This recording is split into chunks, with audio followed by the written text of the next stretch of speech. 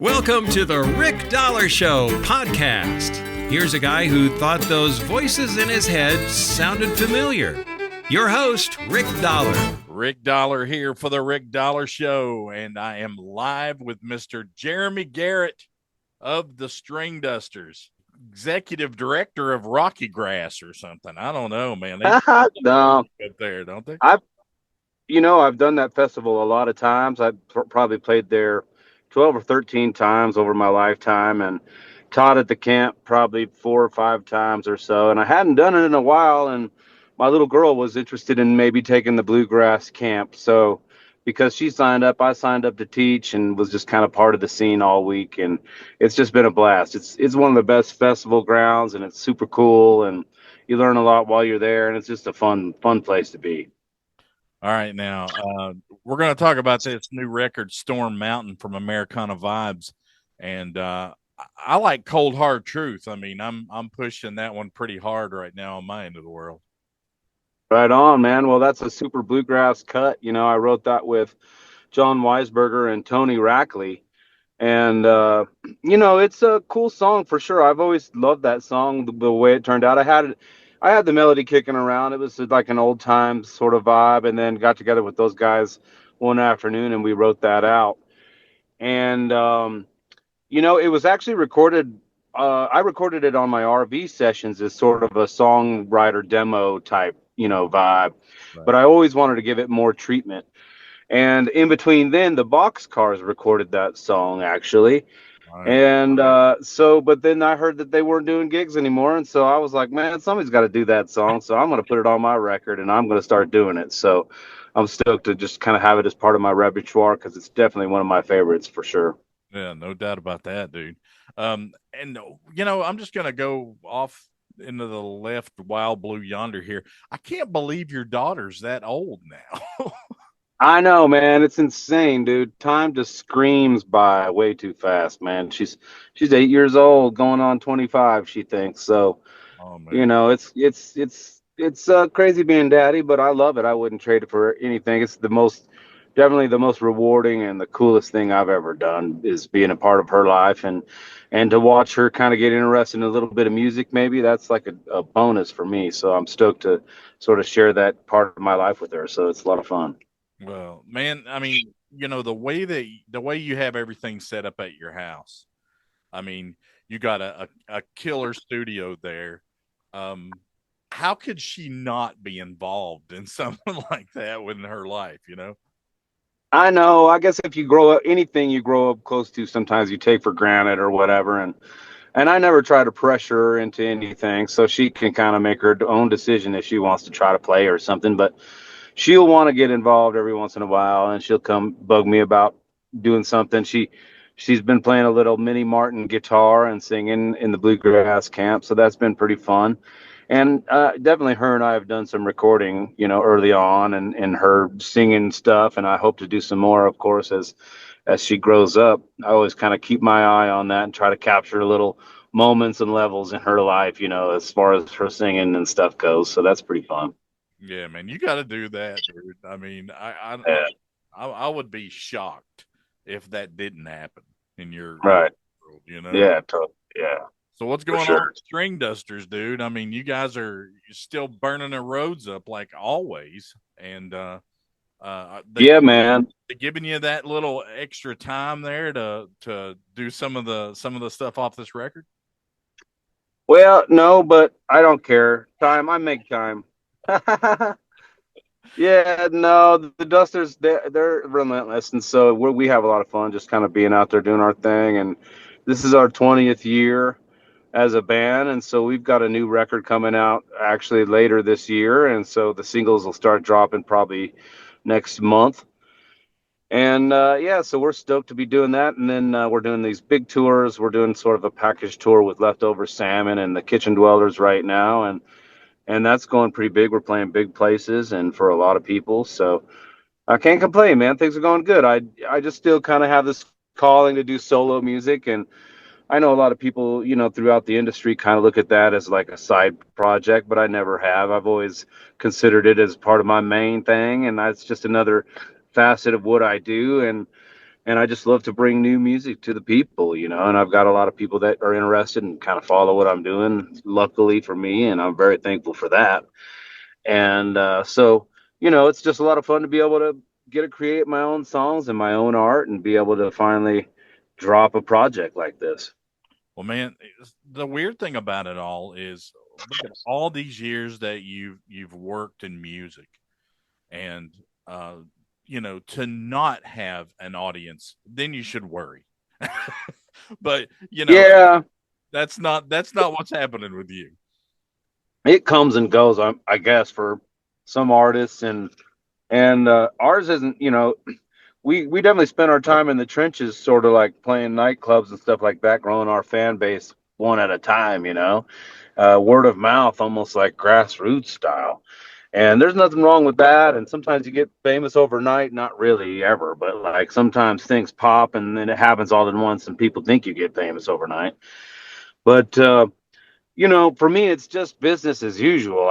If I get famous or not, that matters to me not. Other than, I make a living for my family, and I do all the things that everyone else does with a regular job, and that's kind of how I work it. I mean, I have a lot of fun with what I do, and I love what I do, and I'm good at what I do, but I also work it like a business, and I'd pay attention to the details so that I can try to take this on into the later part of my life, because it's just a great way to make a living, and I wouldn't trade it for anything. That's exactly right, man. Now, if there's somebody out there who doesn't know your story, when's the first time you picked up a fiddle or an instrument and you thought, wow, I like doing this. This makes me happy? Well, sure. Music's always been a part of my life. The fiddle's always been my best friend. It was always there through times of, trials or good times too. And just, it's always just one of those things. And I picked one up early when I was 3 years old, but so it was on and off. I don't really remember much about those days, I guess. But I do remember when I was 12 years old, I was cleaning my room, and I was made to do that. I was sent there and said, clean the room. And so I had a cassette tape of Flatt and Scruggs, and just put it in the player, and I'd listened already to that tape probably 100 times, and so what? But I played it and suddenly heard Foggy Mountain Breakdown for the first time. I heard it, heard it.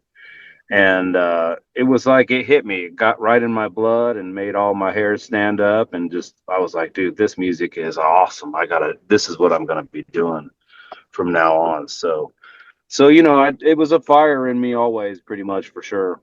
Yeah. Now, didn't you play with your dad for a while, or just with some family members, if I remember right? My dad's a bluegrass musician, and I grew up in this church that was, didn't allow any instrumentations and stuff, and it was like super, pretty much just like shape notes and old school, old time way of singing. So I learned how to sing all my parts and that kind of thing early on, and being involved with that, and then later my dad and I had this band called the Grasshoppers, and we toured around for, probably 8 or 9 years or something like that. Sold a bunch of records, and had a record deal with Dubuchet Records there at the end. And so it was a good band. It was a lot of fun, and we toured all over the United States. Had 2 buses. We built a bus ourselves the first time. Then the second time we had an Eagle. We upgraded to an Eagle. So I learned how to drive bus and work on buses and do all that stuff. You were easy to slide under there, huh? Hey, yeah. Change your tire there. Here, come on, get this going. That's right. Yeah, that's it, man. So, you're talking about your hair standing on the end. If that happens now, it's going to be like, I know, man. It's going to be real tall. At least you got hair now, Yeah, well, it's slowly fading. Some of us are fighting that battle, dude. Yeah. So how many dates do you think you're going to do with the Dusters?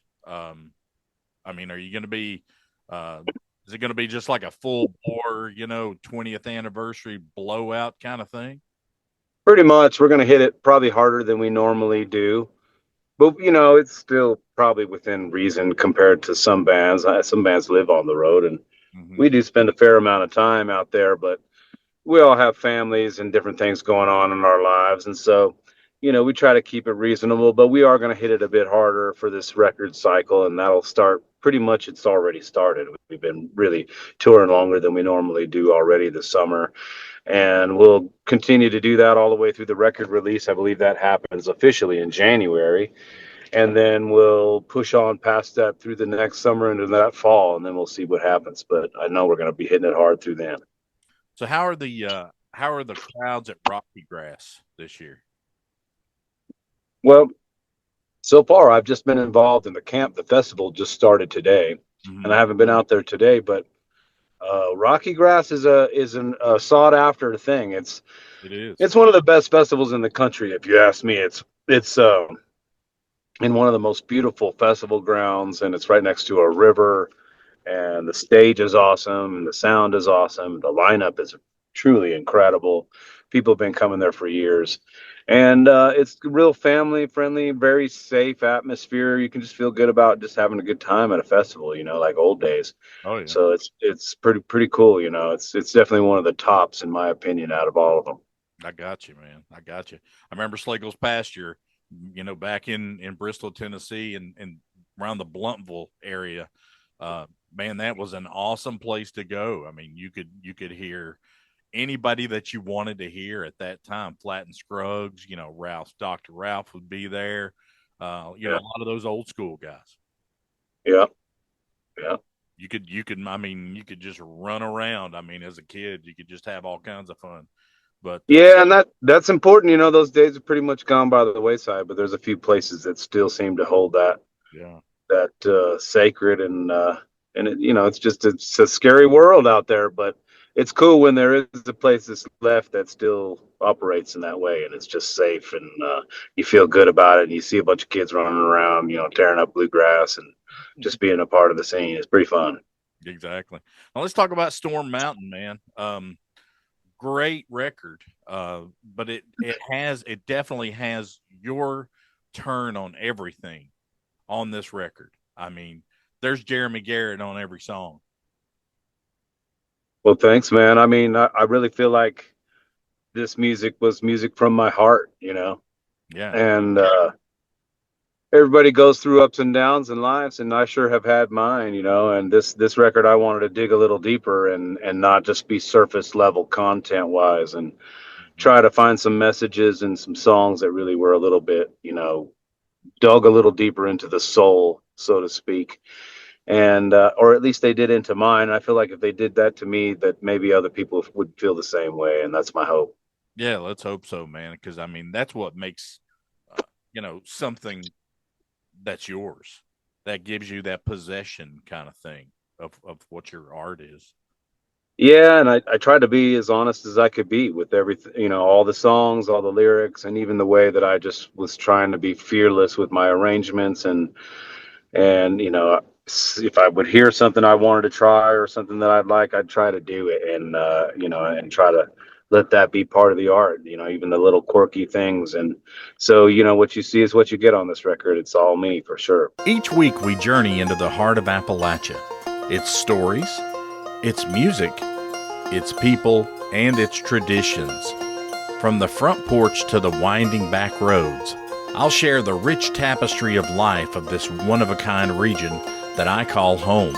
Settle in and discover the spirit of Appalachia, one story at a time. Hey y'all, this is Sierra Hull. Make your plans now for IBMA World of Bluegrass. It's in its new home, Chattanooga, Tennessee, September 16th through 20th. You can enjoy showcases, seminars, the IBMA Award Show, and the weekend festival. I'm really excited to be there again this year with my band, enjoying the new home in Chattanooga, Tennessee. Get all the details at ibma.org. Did you change anything radically inside of you? Did you change anything radically with this recording, or is that something that you just felt like it was second nature to you?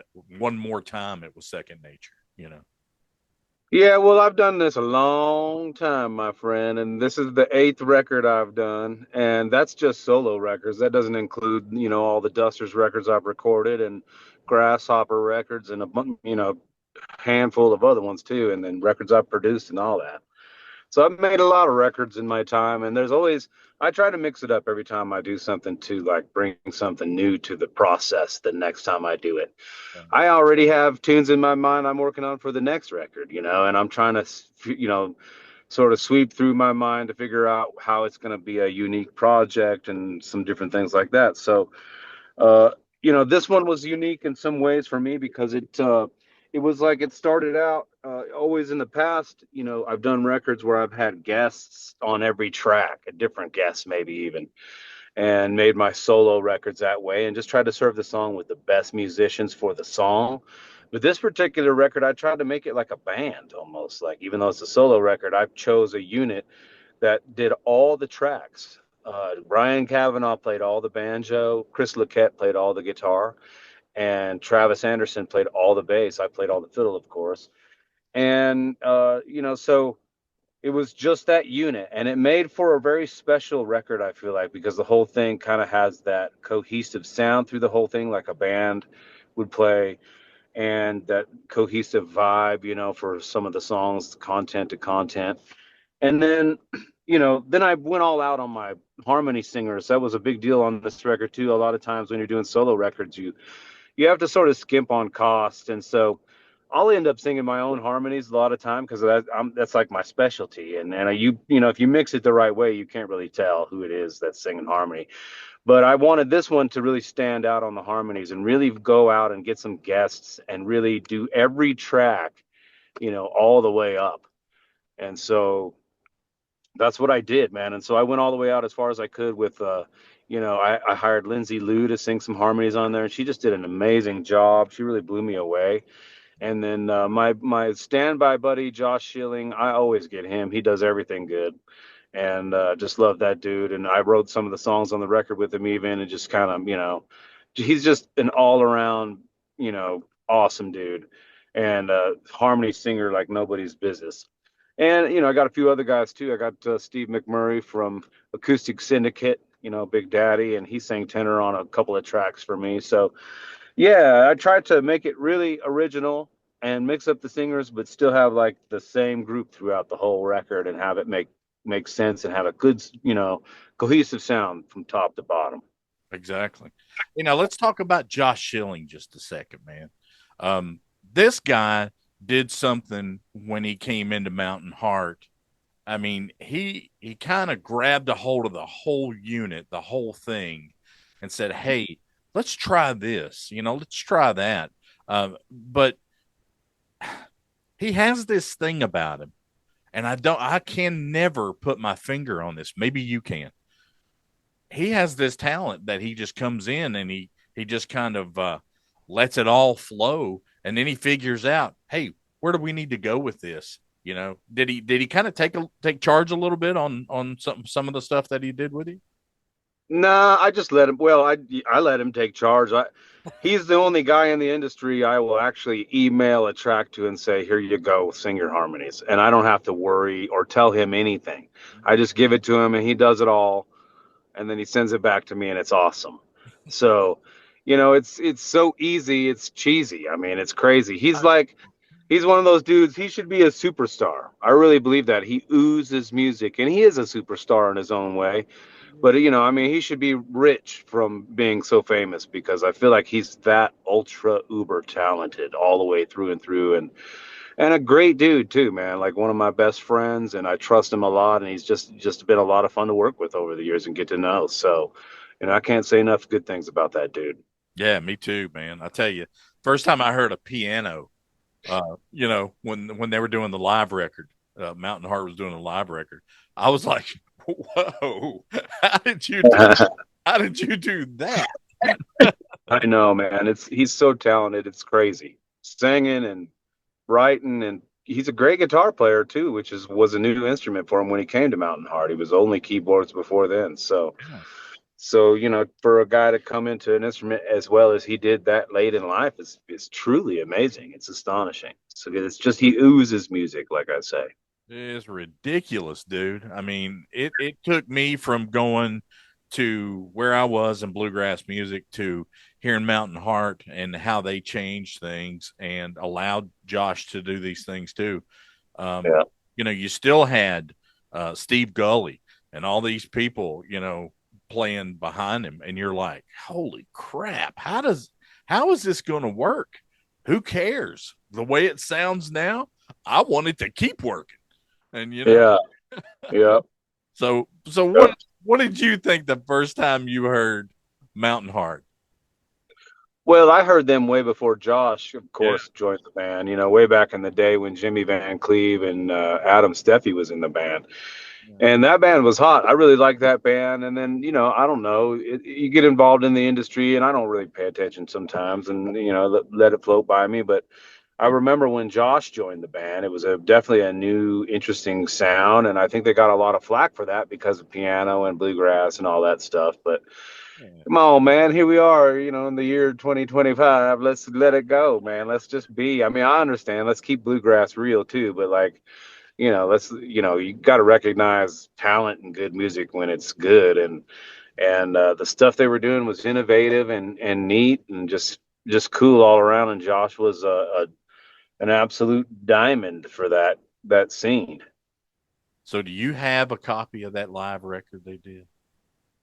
Probably somewhere. You do. I bet I do. I know I do. And I know exactly where it's at. I don't know where mine is, but I would bet money I have it. Holy crap. What, I mean, that was just a great record. That was one of the first things that changed my mind about being more open-minded about how music changes and morphs into different things all the time. And it was crazy.